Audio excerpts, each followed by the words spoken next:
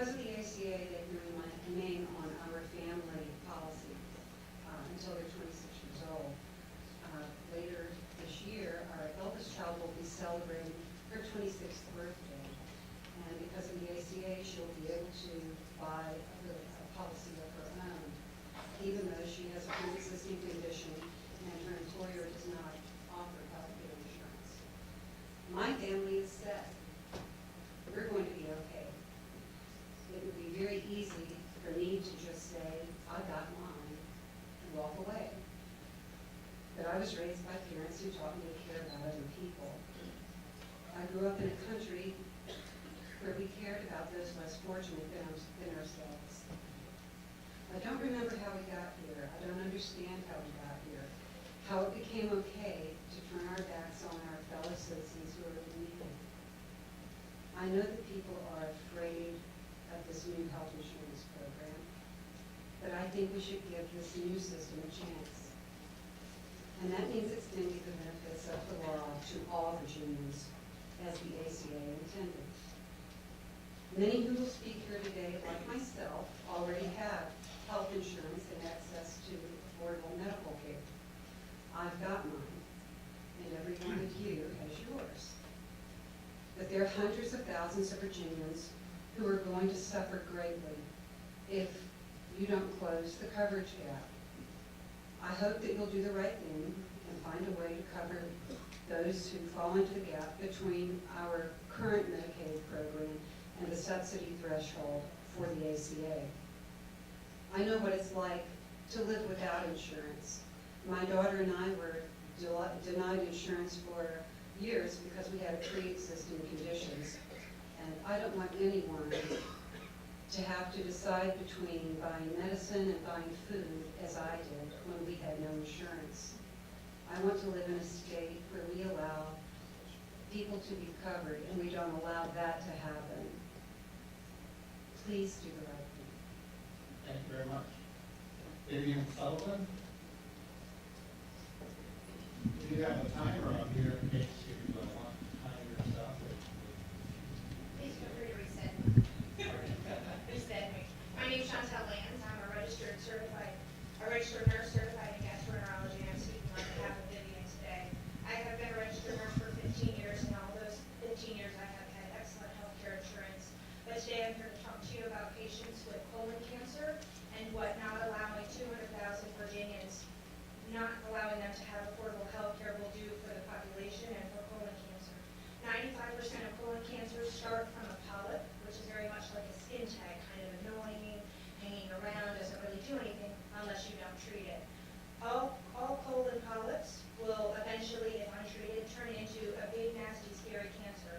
So allowing patients to have screening colonoscopies for a couple $100 will then prevent 40,000 Virginians from possibly getting colon cancer.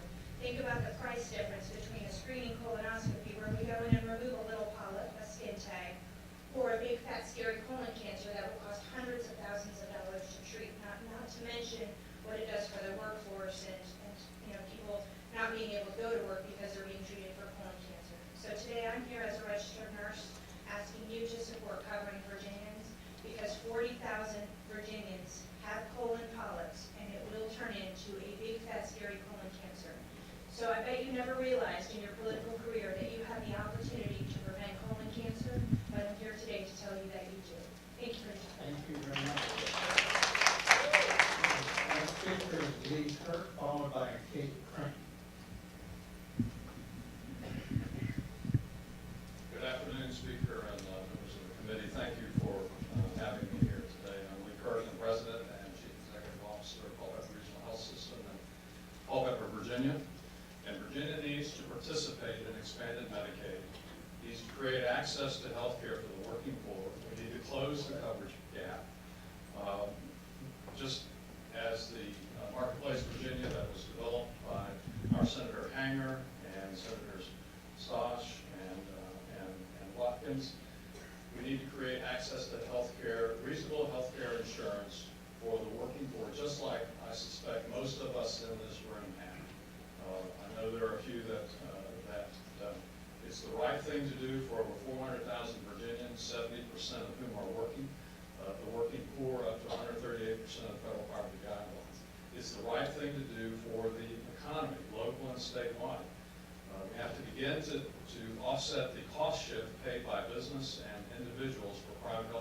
insurance. $1,100 per premium per person per year is the number that the Virginia Chamber of Commerce said is built in to cover the cost shift and the cost of the Affordable Care Act for the taxes and fees associated with private insurance. Also to pay hospitals and healthcare providers for the charity care and no-pay care provided to the poor. 25% of the patients in Culpeper Regional Hospital's emergency department last year, 31,120 total, 25% of those patients were charity care or no care. There are built-in taxes, fees, and payment reductions to hospitals. And I'm saying we need to repatriate those taxes, fees, and reimbursement reductions to Virginia. Marketplace Virginia said that will bring over $690 million over the biennium and save the general revenue funds over $300 million, primarily related to care for mental illness and prisoners. Culpeper Regional Hospital began 2014 with a $2.87 million Medicare payment cuts. Our response was continue to focus on efficiencies, lean processes, and improvements, save quality care, but we also reduced our payroll over $2 million. We reduced 25 full-time equivalents from our ranks. This was hundreds of people that we reduced hours for. We froze wages. We stopped contributions to retirement programs, suspended them. We put a greater burden of healthcare costs on our own employees. Hospitals and healthcare systems across the Commonwealth are making similar and more drastic cuts. One Virginia hospital has closed. So care for these 400,000 people occurs in the wrong place at the wrong time. Chronic disease, or those that show up in our emergency department, is exacerbated, and there's an increased rate of preventable death for individuals who do not have access to health care. They end up in the ICU and the inpatients. I have a patient story, Mary also, whose name is Mary, a fictitious story. Diabetic crisis in our emergency department, 3 weeks in the ICU, an amputation below the knee, 33 total days in the hospital. Cost greater than $100,000. Avoiding this scenario is the only way to bend the cost curve of health care. Access to health insurance, access to primary care, medication, education, and lifestyle accountability. This is an important issue.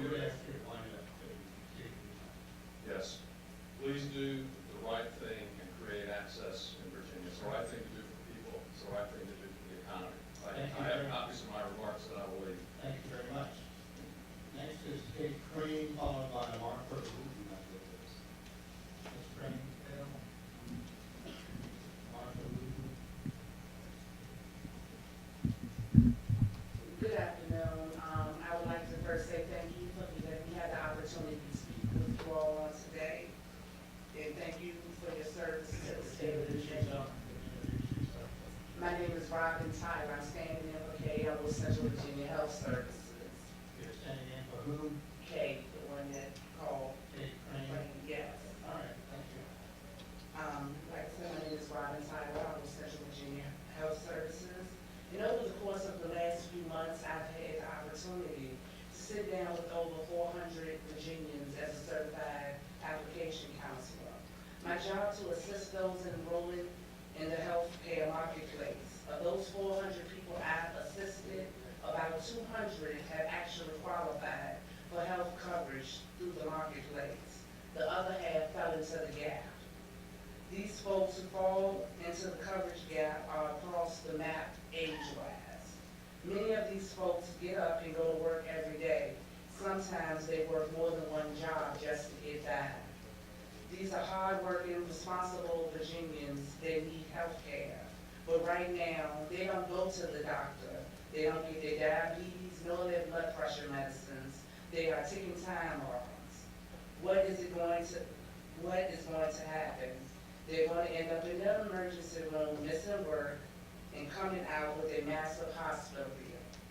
So many people that I have come in contact with as a certified application counselor have been thrilled to have affordable insurance for once in their life. I cannot tell you how disheartening it is to tell someone they fall into the coverage gap, and there's nothing that can be done until Virginia extends coverage to them. Please set aside politics and do the right thing for hundreds of thousands of Virginians. Close the coverage gap. Thank you, Ms. Allen. Martha, moving forward.